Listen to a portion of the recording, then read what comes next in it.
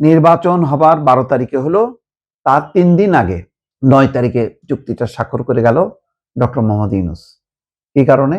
যাতে প্রমাণ করে দিয়ে গেল যে আমি যুক্তরাষ্ট্রের বন্ধু, সুতরাং আমার বিপদ আপদে তুমি আমার পাশে থাকবা। কার কথা বিশ্বাস করব? মন্ত্রীর কথা, নাকি যে রিপোর্ট প্রকাশিত হয়েছে সেটা? একদম বিপরীতমুখী কথা। দেখেন বাণিজ্য মন্ত্রী কি বলছেন। বাণিজ্য মন্ত্রী বলছেন যে যুক্তরাষ্ট্রের সঙ্গে বাণিজ্য চুক্তি নিয়ে আতঙ্কিত হওয়ার কিছু নেই। খন্দকার আব্দুল মুক্তাদির বাণিজ্য মন্ত্রী এই কথা যখন আজকে বলছে, তখন প্রথম আলোর যে রিপোর্ট, সেই রিপোর্টে পরিষ্কারভাবে বলা হচ্ছে যুক্তরাষ্ট্রের সঙ্গে বাণিজ্য চুক্তিতে বাংলাদেশের লাভ সামান্য, ক্ষতিই বেশি। এবং নির্বাচন হবার 12 তারিখে হলো, তার 3 দিন আগে 9 তারিখে চুক্তিটা স্বাক্ষর করে গেল ডক্টর মোহাম্মদ ইউনূস। কি কারণে? যাতে প্রমাণ করে দিয়ে গেল যে আমি যুক্তরাষ্ট্রের বন্ধু, সুতরাং আমার বিপদ আপদে তুমি আমার পাশে থাকবা। যুক্তরাষ্ট্র কখনো থাকে কখনো থাকে না, নির্ভর করে। যদি মনে করে যে ডক্টর মোহাম্মদ ইউনূস প্রাসঙ্গিক, তাহলে থাকবে, তাহলে থাকবে না। কিন্তু সেটা বড় কথা না। বড় কথা হলো যে রাষ্ট্রের কি হলো, দেশের কি হলো। দেশ আগে একচেটিয়া রপ্তানি করত, অনেক লাভবান ছিল।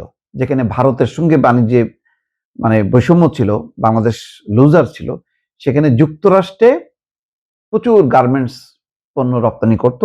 যুক্তরাষ্ট্র থেকে খুব বেশি কেনাকাটা করতো না, হয়তো হালকা কিছু কিন্তু এখন এমন একটা সিস্টেম করে গেল যে আপনি ফ্রান্সের এয়ারবাস যত ভালোই হোক না কেন, আপনি আর কিনতে পারবেন না।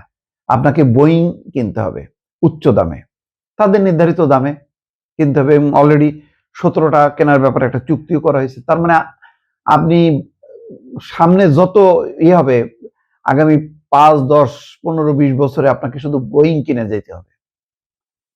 এটা তো একটা বললাম, আরো বিস্তারিত যে দিকগুলো সেগুলি ভয়ঙ্কর। ধরেন বোয়িং কিনতে হবে, তারপরে গম কিনতে হবে।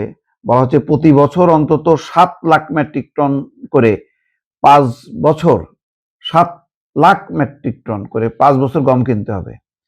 2025 সালের এখানে বলা হচ্ছে 2025 সালে 20শে জুলাই খাদ্য মন্ত্রণালয় এবং ইউএস হুইট অ্যাসোসিয়েশনের মধ্যে এই নিয়ে সমঝোতা চুক্তি হয়েছে।